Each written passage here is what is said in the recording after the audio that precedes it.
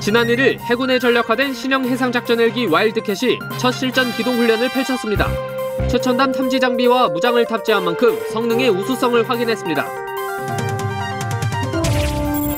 국방부가 지난해 경영 효율화를 위한 린6 시그마 사업으로 889억 원의 예산을 절감한 것으로 나타났습니다. 우수 사례에 대한 시상식에서는 육군 종합정비창이 영예의 금상을 수상했습니다. 육군 17사단이 독서 토론을 활성화해 장병 인성 함양과 함께 간부 정예화를 이끌고 있습니다. 부대 간부들은 깊이 있는 독서 활동으로 임무 수행에 대한 새로운 각오를 다지고 있습니다.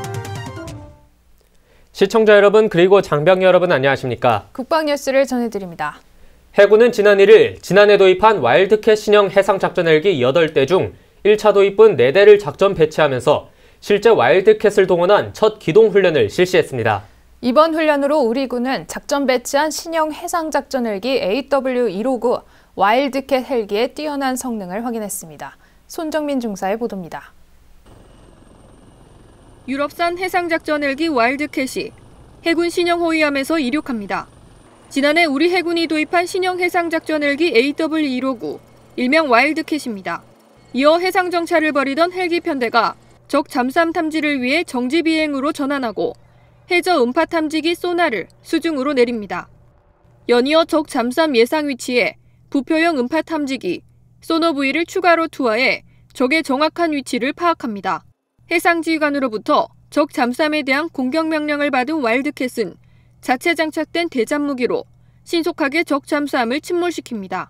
이번 훈련으로 우리 군은 약 7개월간의 전력화 과정을 성공적으로 마치고 영해수호 임무에 투입된 신형 해상작전 헬기 AW159 와일드캣 헬기의 뛰어난 성능을 직접 확인했습니다.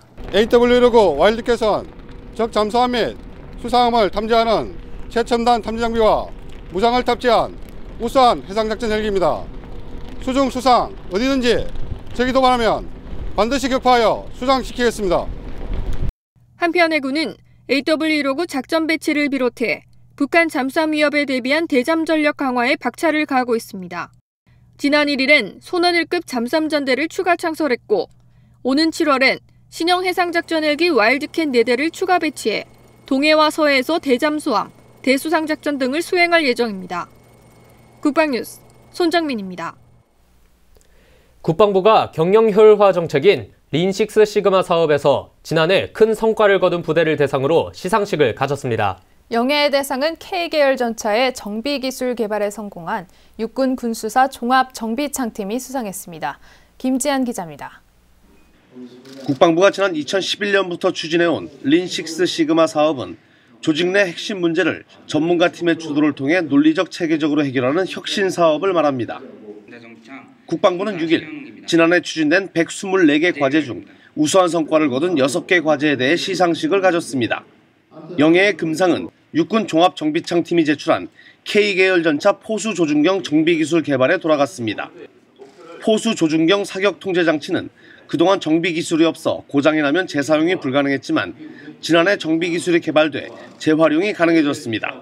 린6 시그마의 논리적 과학적 기법을 적용해서 나온 산물이 좀 더 질적으로 높아지는 계기를 경험하게 되었고 앞으로도 이러한 기법을 통해서 군수 분야의 정비는 물론 야전도 고객도 감동할 수 있는 그런 계기가 이제 마련되는 계기였습니다. 은상에는 해군 정비창과 공군 86 정비창이 선정됐으며 육군 군수사와 해군 잠수함 수리창, 공군 교육사가 각각 동상을 수상했습니다. 국방부가 지난해 린6 시그마 사업을 통해 절감한 국방 예산은 약 889억 원에 이르는 것으로 나타났습니다. 심사위원장인 국방부 군수관리관 박병기 소장은 국방 린6 시그마 업무 혁신의 성과들이 군 현장 전반에 적용돼 경영 효율의 극대화는 물론 우리 군의 전투력 향상에 기여할 것으로 기대된다고 말했습니다. 국방뉴스 김지한입니다. 육군 39사단이 지난 3일 존중과 배려 그리고 감동이 있는 예비군 훈련을 준비하기 위해 현장 토의를 실시했습니다. 사단장 주관으로 실시된 이번 토의엔 각급 부대 지휘관과 예비군 지휘관, 동안 관계관 등이 참석해 2017년 예비군 교육훈련 방향에 대한 공감대를 형성했습니다.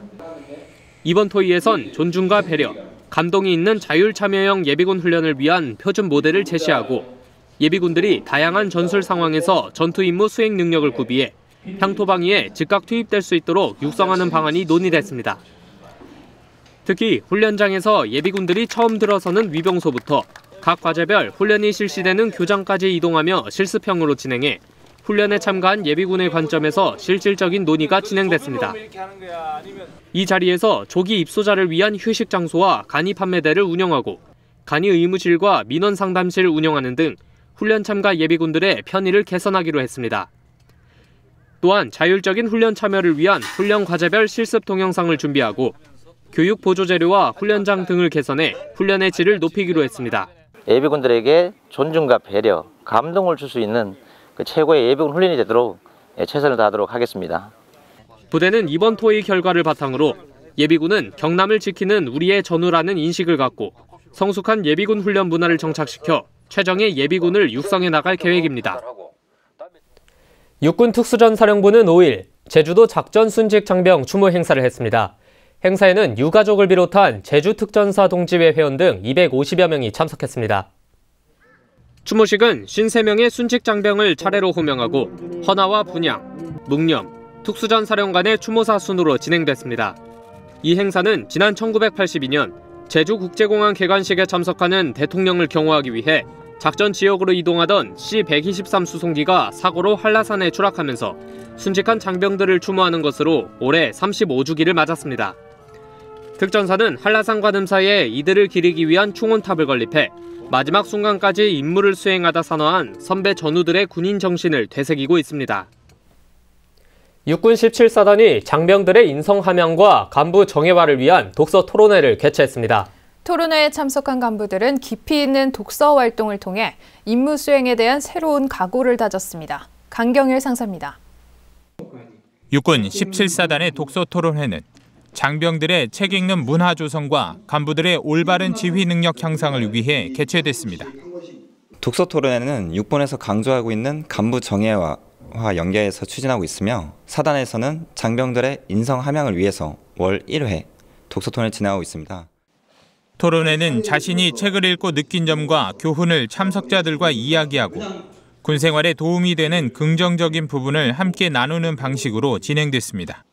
군인에게는 군사적인 사고라는 이런 독창적인 지적 활동이 필요합니다. 따라서 여기 계신 모든 간부분들이 군인으로서 내가 전쟁 역사에 대해서 지식과 전문적인 사고가 어느 정도인지 한번 생각해 볼 필요가 있고, 간부들은 독서를 함으로써 임무 수행에 대한 새로운 각오를 다지는 계기로 삼고 있습니다.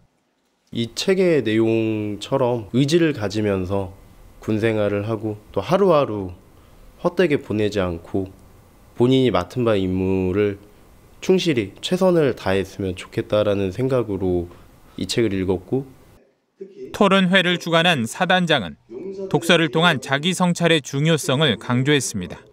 자기 성찰과 사색의 시간, 그리고 어떤 타인의 그 간접 경험을 통해서 나의 능력과 역량을 향상시키는 어떤 그러한 시간. 부대는 앞으로도 매월 1회 독서 토론회와 독서 감상문 경연대회를 지속적으로 개최해 독서를 통한 간부 정예화에 앞장서겠다고 밝혔습니다. 국방뉴스 강경일입니다. 지난 3일 2017년 병무청 청춘예찬 기자단이 임명됐습니다. 병무청 청춘예찬 기자단은 현장의 목소리를 국민의 눈높이로 전달하기 위해 활발한 취재 활동을 하게 됩니다. 열정이 가득한 현장을 손시은 기자가 소개합니다. 충북 보은군에 위치한 사회복무연수센터. 강의를 듣는 이들의 눈빛이 사뭇 진지합니다. 이른바 청춘예찬 기자단. 앞으로 군에 입대할 대학생과 자녀를 군에 보낸 부모님, 입대한 남자친구를 둔 여자친구 등 총 40여 명으로 구성됐습니다. 병무 행정에 관한 소식을 다양한 계층과 소통하며 국민 눈높이로 전달하기 위해 지난 2009년부터 시작됐습니다. 병무청 청춘예찬 기자단이 병무청의 소통과 공감의 메신저로서 병무청의 병무행정 현장의 목소리를 국민들한테 생생하게 전달할 수 있는 그런 역할을 기대합니다. 기자단에게는 기자증과 명함, 활동비가 지급됩니다. 또한 10개월 동안 지방청 출입기자로 활동하며 이병부대와 사회복무요원 복무기관 등을 찾아가 직접 경험하고 느낀 바를 병무청 블로그와 페이스북 등에 솔직하게 전달하게 됩니다. 올해 9기째를 맞이한 청춘예찬 기자단. 국민의 눈높이로 청춘들의 당당한 병역 이행을 응원하겠다는 각오입니다. 국방뉴스 손시은입니다. 현재 육군사관학교에서는 77기 신입생도들의 화랑기초 훈련이 한창인데요. 국방뉴스는 그 현장을 앞으로 13회에 걸쳐 소개합니다. 네, 신입생도들이 학생에서 군인으로 변해가는 과정을 담았습니다. 새끼사자 포효하다. 오늘은 그 첫 시간입니다. 지, 인, 용의 유훈을 내걸고 육군의 내일을 책임질 화랑의 후예를 기르는 곳 육군사관학교. 육사는 지난 70여 년간 강인한 체력과 전문적인 군사지식, 고결한 성품을 지닌 육군의 리더를 양성해왔는데요. 화랑기초 훈련은 육군의 간성으로 성장하기 위한 4년간의 생도생활, 그 첫 관문입니다. 진정한 육사생도가 되기 위한 새끼사자들의 첫 번째 여정인 화랑기초 훈련의 모든 것, 지금부터 전해드립니다. 짧게 깎은 머리, 혹은 푹 눌러 쓴 모자. 비슷한 차림을 한 젊은이들이 같은 곳을 향합니다. 이날은 육사 77기 신입생도들의 화랑기초 훈련 입소일. 신입생도들은 군대 가는 길을 배웅 나온 가족, 친구들과 담소를 나누거나 기념 촬영을 하며 애써 긴장을 풀어봅니다. 싱숭생숭도 하기도 하고 설레기도 하고 제가 잘할 수 있을지 걱정도 되고 그렇습니다. 네, 병아나 훈련 잘 받고 내가 면회 또 올게. 파이팅해라.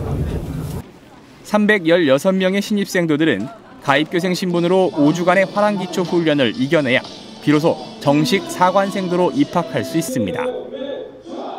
군인 기본 자세와 기본 전투 기술을 숙달시켜서 정식 입교 후에는 생도 생활의 적응 능력을 배양시키는 데 그 목적이 있습니다. 입소 행사가 끝나고 기다리는 것은 다름 아닌 사랑하는 아들, 딸과의 이별. 부모들의 표정에는 만감이 교차하는 듯합니다. 어리다고만 생각했는데 훈련을 오니까 지금 사실 좀 걱정되기도 하고 좀 육사에 입교한 걸 자랑스럽게 생각되기도 하고 그렇습니다. 처음에 목표했던 꿈을 이루고자 왔기 때문에 그 꿈을 이루기 위해서 열심히 견디겠습니다. 잘하겠습니다. 그동안 딸이 이제 고생을 많이 했고 하여튼 좀 고생은 하겠지만 좀 진정으로 이제 어른이 돼가지고 대한민국을 이렇게 지켜나가는 그러한 좀 딸이 됐으면 좋겠습니다. 네. 같이 따라와줘서 이제 고맙기도 하고 이제 앞으로 이별하게 되니까 좀 아쉽기도 하고 그래요. 계속 지원해줘서 고맙고 열심히 여기서. 이어 너무도 빨리 찾아온 작별의 시간. 밝은 미소로 아들, 딸을 버스에 실어 보내지만 돌아선 가족들의 눈시울은 어느새 붉어집니다. 걱정이 많을 가족들에게 씩씩한 마지막 인사를 건네는 신입생도들. 이 기운이 훈련 수요일까지 이어지길 기대해봅니다. 밥 먹기 싫어! 긴장감이 감도는 화랑기초 훈련 입소 둘째 날. 새끼사자들에게 과연 무슨 일이 일어나고 있는 걸까요?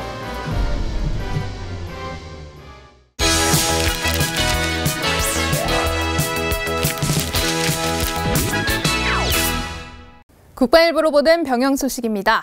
2월 6일자 국방일보 오면입니다. 해군 정보단 소속 함정 장병들이 13년째 진해 희망의 집을 후원하고 있다는데요. 그새 훌쩍 성장해서 대학생이 된 원생이 부대에 감사 편지를 전해 훈훈한 감동을 안겨주고 있습니다. 이 주인공은 이제 대학교 1학년을 마친 정모군인데요. 원하던 대학 생활을 하기까지 희망의 등대가 되어준 부대에 깊은 감사를 표했습니다. 함정 장병들 또한 원생들을 지원하며 자부심을 갖고 인성도 함양할 수 있었다고 하네요. 다음은 육면입니다. 공군 사물련 비행단이 항공기 급조 폭발물 처리 훈련을 했습니다. 사진은 방폭용 보호의를 입고 급조 폭발물 해체 작업을 하고 있는 모습인데요. 훈련위원들은 항공기 내부를 그대로 재현한 훈련장에서 제한된 악조건을 극복하고 안전하게 처리하는 절차를 숙달했습니다. 마지막 사면입니다.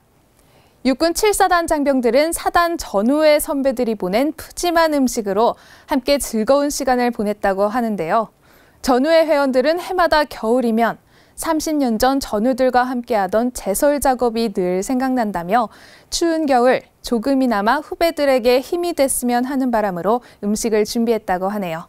이상 국방일보로 보는 병영 소식이었습니다.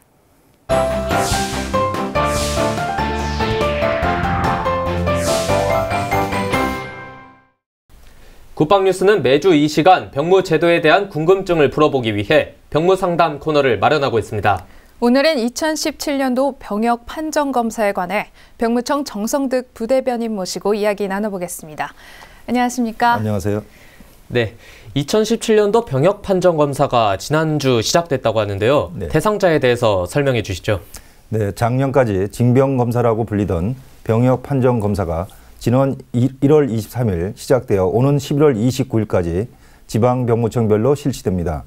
병역 판정 검사 대상자는 올해 19세가 되는 1998년 1월 1일부터 12월 31일 사이에 태어난 사람과 병역 판정 검사를 연기한 사람들이 그 대상입니다.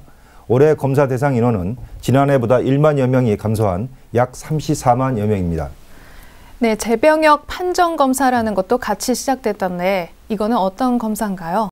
네, 재병역 판정 검사는 신체 검사를 받은 후 장기간 입영하지 않아 신체 건강 정도가 변할 수 있어 다시 신체 검사를 실시하여 병역 판정을 하는 것을 말하며 올해 재병역 판정 검사 대상자는 2012년 병역 판정 검사에서 현역병 입영 대상 또는 보충력 처분을 받은 후 4년이 경과되는 작년까지 입영 또는 소집하지 않은 사람으로 병역 판정 검사를 받은 지 5년이 되는 올해 다시 검사를 받아야 하며 병역 판정 검사 대상 인원은 12,000여 명입니다. 그러면 병역 판정 검사의 구성은 어떻게 되나요? 네, 병역 판정 검사는 신체 검사와 심리 검사로 구분할 수 있습니다. 신체 검사는 질병 및 신심 장애가 있는지 여부를 각과별 전담 의사가 검사를 실시해 질병 상태에 따라 1급부터 7급까지 신체 등급을 판정하는 검사를 말하며 심리 검사는 인성검사 271문항, 인지능력검사 57문항, 개인별 질병상태 문제표 13개 문항의 검사를 통해 1차 심리적 취약자를 컴퓨터로 선별하고 임상심리사가 1차 선배자를 개별 면담하여 정신건강의학과적 질환이 있는지, 군 입영 후 조직생활에 적응할 수 있는지 여부 등 심리적 특성을 검사하여 이상으로 분류된 사람을 정신건강의학과 전담의사가 최종적으로 판정하는 검사를 말합니다. 네, 또 이 신체 검사는 기본 검사와 정밀 검사로 구분해 실시한다고요? 네, 병역 검정 검사에서 신체 검사는 정밀 검사와 기본 검사로 구분하여 실시합니다. 정밀 검사는 개인별 질병 상대 문치표에 과거나 현재의 질병 해당 과목란에 체크 표시를 한 사람과 검사 현장에서 질병이 확인된 사람 등을 대상으로 해당 과목의 전담 의사가 정밀 검사를 실시하고 필요시에는 CT나 MRI 등 검사 장비를 활용하여 확인 검사도 하고 있습니다. 또한 기본 검사는 신체가 건강해서 모든 과목 검사를 할 필요가 없는 사람에 대해 혈액, 엑스레이, 신장, 체중 등 신체 등급 판정에 필요한 기본 과목만 검사하는 것을 말합니다. 네, 오늘 말씀 여기까지 듣겠습니다. 오늘은 2017년도 병역 판정 검사에 대해 알아봤습니다. 지금까지 병무청 정성득 부대변인이었습니다. 오늘 말씀 고맙습니다. 고맙습니다. 국방부가 국방 린6 시그마 사업을 작년 한 해 추진해온 결과 총 889억 원의 예산 효율화를 달성했다는 소식 전해드렸습니다. 우리 군은 앞으로도 한정된 국방 예산을 보다 효율적으로 사용하는 가운데 전투력 향상을 위한 노력을 경주할 것입니다. 국방 뉴스를 마칩니다. 시청해주신 여러분 고맙습니다.